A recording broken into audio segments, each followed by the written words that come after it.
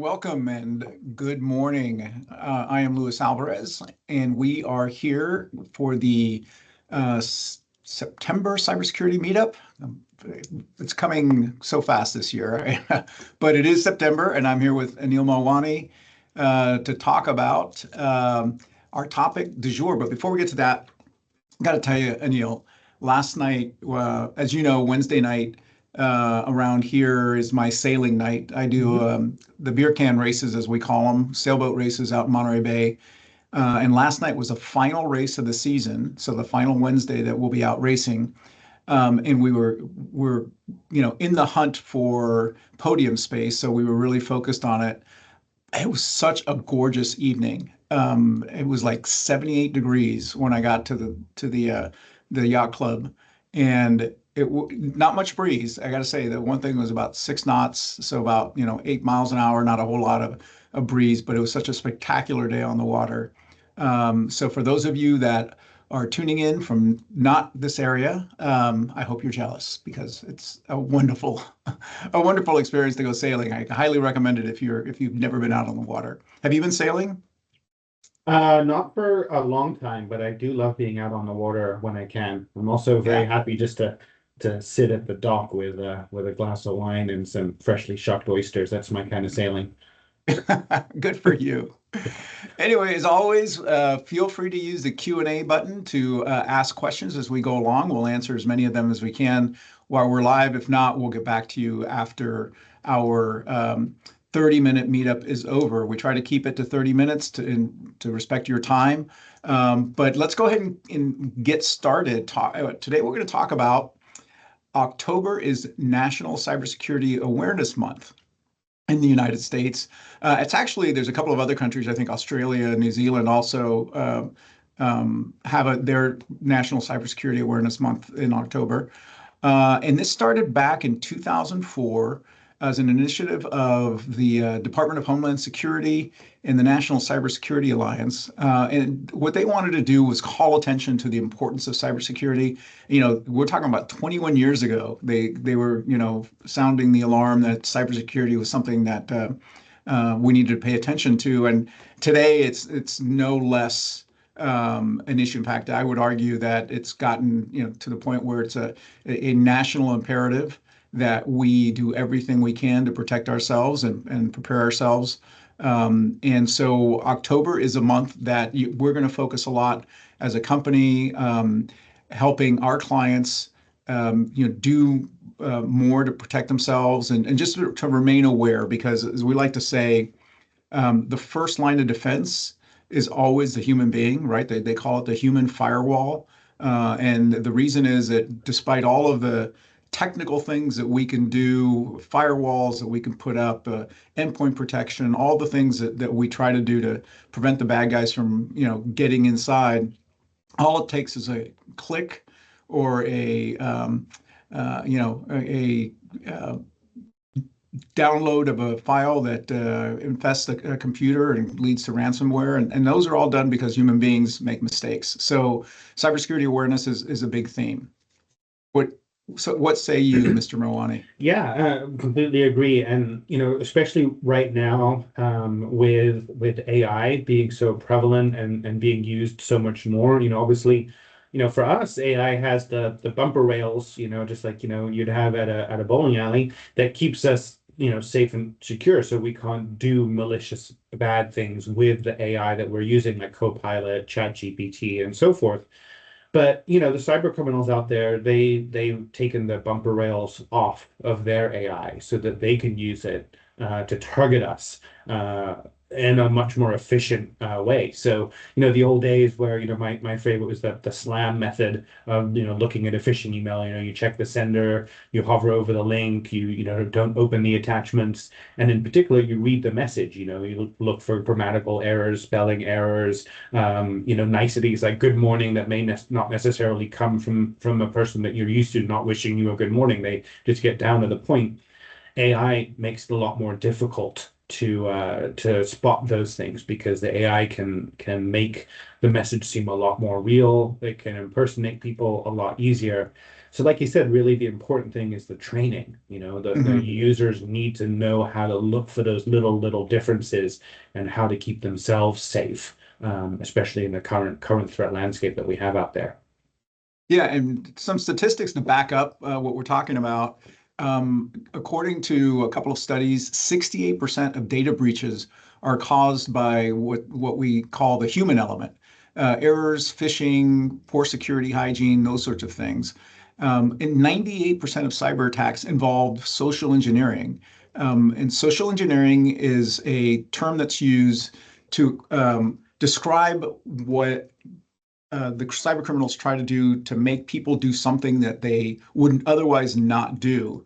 And the way to avoid all this is to train your employees to recognize that kind of social engineering, that manipulation, to teach them to become or be suspicious of all things that arrive in their inbox. Or now, I think texting. I mean, I've been getting a ton Oh yeah. of text phishing email, or text smishing as we call it. How about you, Anil?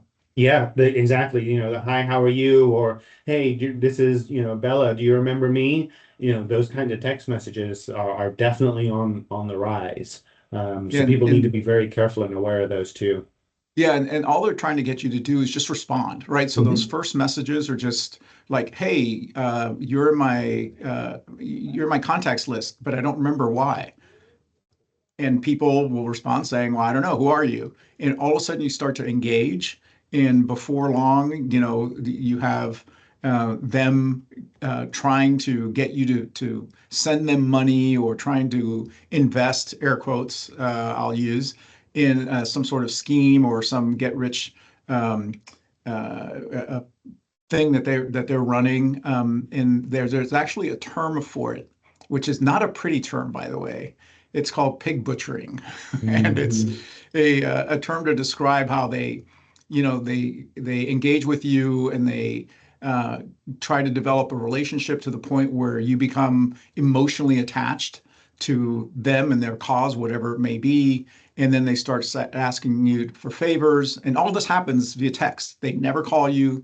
They never, email you. It's all via text messages, and they have all sorts of excuses for why they can't talk to you, or why they can't, video chat with you. But if you get one of those texts, just ignore it. Same thing if you get a text that supposedly comes from the U.S. government, or from the IRS, or from PG&E, and it has a link on there, and it says, click here, or we're going to turn your power off, or click here, or to confirm your IRS refund. None of those companies will ever text you those sorts of things. They will never ask you to click on a link. They may text you, PG&E, for example, if there's a power outage, they'll text you that there's a power outage, but they're not going to text you to get you to click on anything. And you will have to have signed up for those text messages too. They're not going to unsolicitedly, text you that there's a power outage. So if you didn't sign up for it and, you're suddenly getting a text from PG&E, you got to be really, suspicious of that. Another one I've been seeing a lot recently is the ones from, purporting to be from the Postal Service or UPS. Hey, we're trying to get this package to you. Click here to update your address, or, pay the, 99 cents to get this delivered. That's never going to happen. They're going to stick something on your door saying we tried to deliver this, Yeah. and please, come to this location to pick up your package.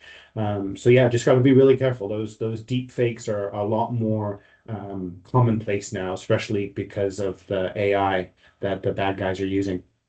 Yeah, and it's expensive. I mean, they project that just this year, 2025, cybercrime worldwide will cost, all of us over $10 trillion. That's a Mm. huge number. I mean, it's hard to imagine, but when you think about, the how lucrative it is, it's not surprising. The average cost of a data breach is somewhere around $5 million, which is up 10% from last year. And they say that supposedly 60% of small businesses who are victims of a ransomware attack or another significant breach, um, they end up going out of business Hmm. because it's hard to recover from something like that, especially if you don't have cyber insurance. So for those of you out there who don't know what cyber insurance is or are interested in learning more, please give us a call. Happy to talk to you about it. We do not sell cyber insurance. That's done through brokers. And if you have a broker and you want to talk to them, by all means. But we also have insurance companies that we partner with that can provide you a quote and give you some insight. That all they do is specialize in cyber insurance, so it's a niche type of policy that not all carriers offer. So they can we can steer you in the right direction or at least point you in the right direction. So let's talk a little bit about kind of what some of the best practices are for cybersecurity, for businesses and individuals. Yeah, well, obviously we've been chatting about the training, which I think is extremely critical and should be the number one best practice.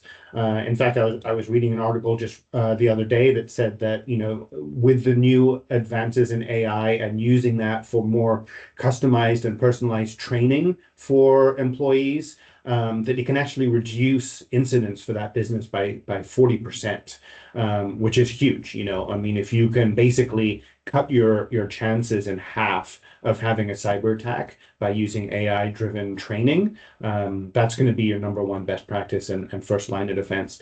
But the simple things that I think we've been talking about for a while and hopefully are starting to become common sense to people are, multi-factor authentication, making sure that anywhere that you're putting in a username and password, that there's a second line of authentication that's usually a 6-digit code that you enter, or a lot of these days, biometrics, where you look at your phone and it does your facial recognition or your thumbprint or something like that. Is critical, and even moving more towards passwordless logins, where you've linked your account. Let's use Office 365 as the example because we live in Office 365. That there are ways to set up access to your email and your SharePoint and your OneDrive in a passwordless. You just put in your email address, and then you get a pop-up on your phone to enter the two-digit code that you're seeing on your screen. And you enter that two-digit code into your authenticator app on your phone, and then approve it with your fingerprint or your facial recognition, and then it just logs you straight in. You don't even need to remember a password anymore. Yeah, I love passwordless logins, and I 100%. use them wherever I can. Even third-party apps do it. For example, Amazon now will allow you to use passwordless logins. So basically, when I log into it from my computer or from my, if I log into the Amazon app on my phone, it just uses my biometric information, my thumbprint. I actually use 2 fingers because you never know, you might lose the one. So I got to use these 2. So yes, it's these 2. If you want, my right hand is the one you guys want if you want to steal my identity. But in reality, it just keeps me from having to remember a password. And it just makes it so much easier, and it makes it much more difficult for the bad guys to get into your system. Exactly. And we're talking about it as passwordless login, which is one of the terms, but for those out there that see their services like Amazon or Google offering pass keys, that's the same thing. So if you get the option to set up a pass key, that will link to your phone, that will do the same thing. And for those systems out there that are still kind of older and don't offer pass keys or passwordless login, I can't emphasize enough the importance of a good password manager, so that you really just have to remember the one login, again, with multi-factor authentication to keep it really secure. And then all of your passwords can be like long jargon with uppercase and characters and specials that you will never remember. Bad guys would take a billion years trying to hack that password, but you don't need to worry about what that password is because your password manager takes care of that for you. Yeah, I live and die with my password manager for those sites that I can't use alternative means of contacting or of credentialing.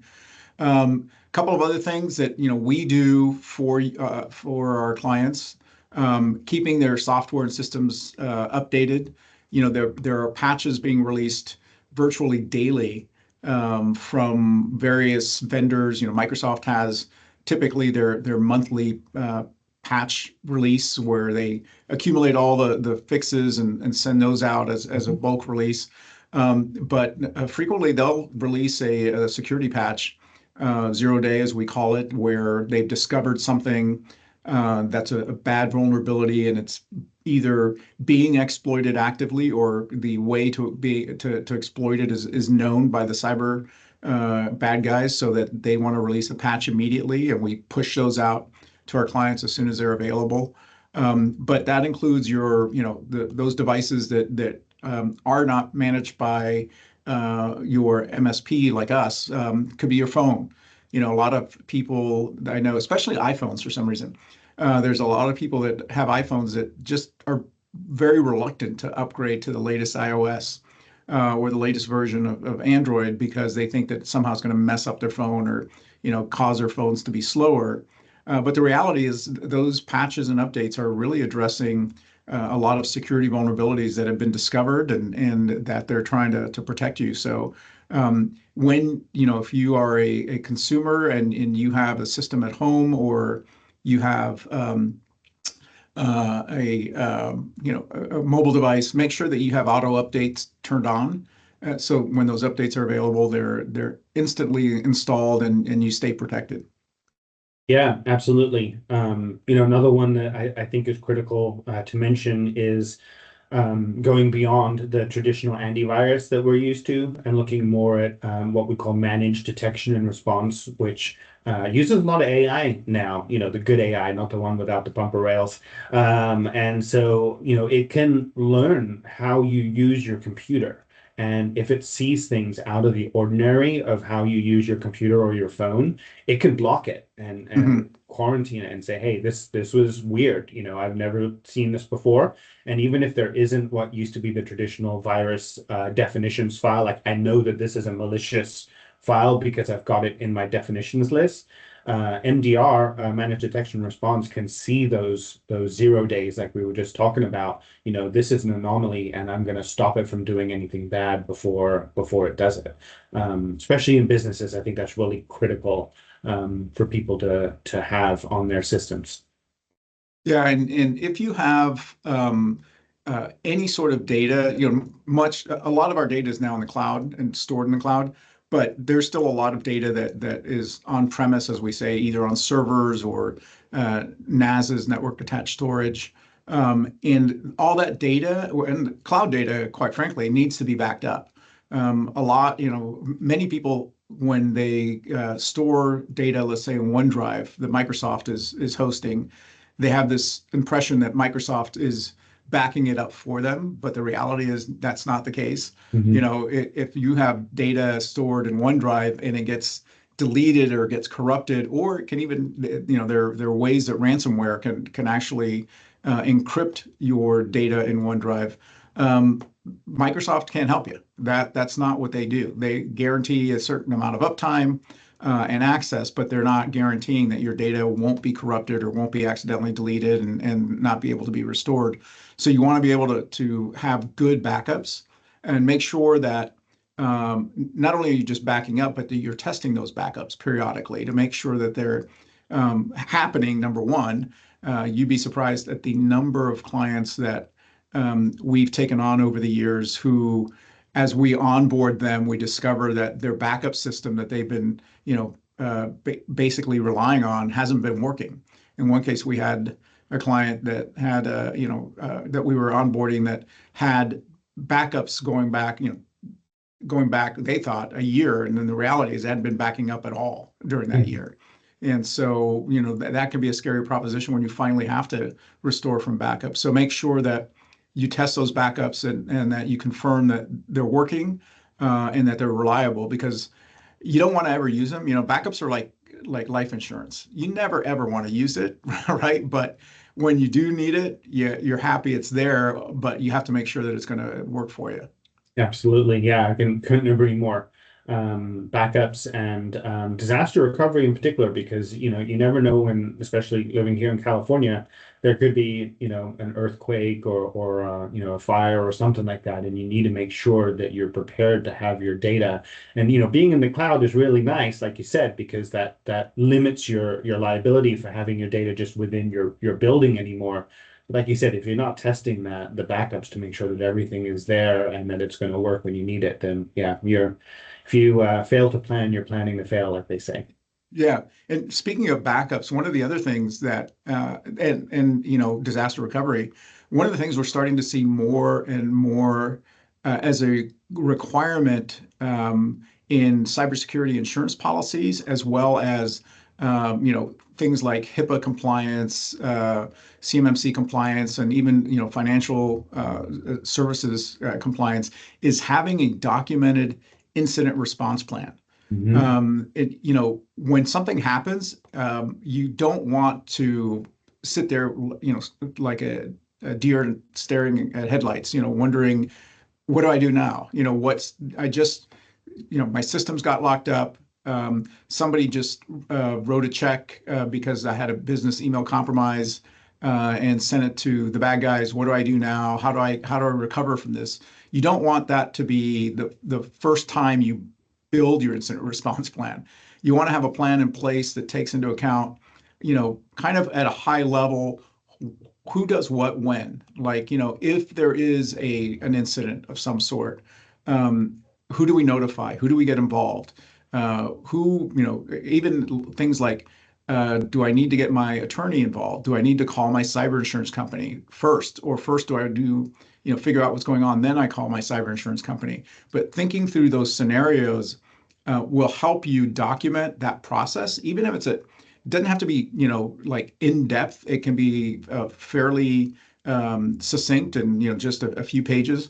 But just identifying the individuals involved and not just internal to your organization. A lot of smaller businesses rely on outside vendors to do much of the work that their business does. For example, for our clients, we are their IT department, so we would be involved with any sort of incident that occurred. So you'd want to factor us into that incident response plan and not just rely on your internal folks for that.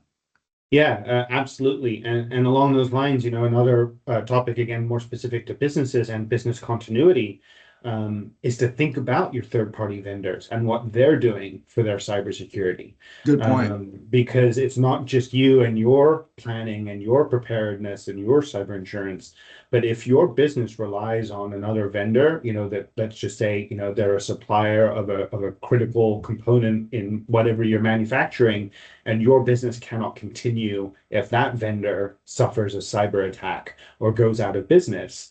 You need to prepare for that, and you need to check with that vendor, like, hey, what are you doing? What best practices are you covering? What compliancy are you covered under, to ensure that you're doing what you say you're doing, so that my business can function in the event that you guys have an incident that happens. Yeah, especially if, at a very minimum, we recommend that you identify all your critical vendors. These are the folks that you cannot do business without, right? Whether that's, let's say you're in healthcare and you have a third party that's handling your insurance claims, and so you rely on them to basically cash flow your business, right? Mhm. They're the ones that are filing the claims, making sure that you can collect the money. And then what if all of a sudden they get hit by a some sort of cyber incident that takes them down for days, if not weeks? That's a real life example, something that happened a couple of years ago, and Mhm. it impacted a number of businesses and organizations within Monterey County and really around the country. But we were hard hit, and understanding who your critical vendors are and asking them to demonstrate in writing that they are taking the precautions to make sure that if something happens to them, that they're not going to be down for an extended period of time and therefore impacting your business. Exactly. A lot of the clients that we have, they rely on us for that, and we go through, a cyber verification process every year, to ensure that we're doing what we say we're doing, that we're protecting ourselves so that we can continue to serve our clients no matter what. And I think that's really critical for businesses to understand. You're only as weak as your weakest link, and in some cases that could be, a very key vendor, like you mentioned. Yeah, and one of the things that we are doing internally, and we're starting to see more of this with our clients, is this concept of zero trust. So, when we set up a network or when we set up an environment for clients, It used to be that you would try to give as much access as possible to just kind of make it easier to work so that you weren't constantly, being interrupted and saying, oh, I can't get access to this, can't get access to that. Well, we're reversing that, right? So we're now looking at the world from let's limit access to whoever and only those people that need access to that, a file or folder, a directory on the server, or even access to the network, making sure that this zero trust concept is embraced by clients, and it's a requirement for many of the compliance frameworks that we work with, including HIPAA and CMMC, where they want you to identify who has access to what in a way so that is easy for an assessor or a third party to come in and verify that. And we're also seeing zero trust being used to replace VPNs. Why don't you talk about that a little bit? Yeah, obviously, since the pandemic, remote access for our employees has become, basically a requirement. And so everyone used traditional VPNs, virtual private networks, that creates that tunnel into the network so that staff can work remotely. But again, you're punching a hole in your firewall essentially to allow that person to work remotely. That's your traditional VPN. What we're looking at more now is zero trust, where you're leveraging, in most cases, the cloud, and saying that this one device, it could be as granular as a single phone or a single laptop, is allowed to access. And again, you can get granular. Only this laptop can access your Office 365 email, and only this phone can access your Office 365 OneDrive.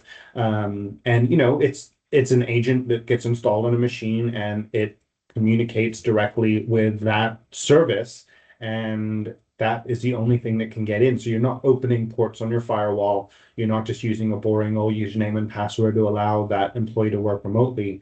You can really, really lock down, like you said, zero trust. It's very, very specific on what the remote user can and cannot access and from which device. Yeah, and what people may not know is that, the technology behind VPNs, virtual private networks, it's decades old. It is not, other than maybe, some the way they do the signatures and some other things, it's pretty antiquated technology. So there's a lot of known vulnerabilities in VPNs, and we've seen a number of recent breaches that were caused by VPNs being, taken over or penetrated exploited by the bad guys. And so we're really working hard to convert our clients, who do have, especially remote access, to consider using zero trust network instead of using the traditional VPN, environment.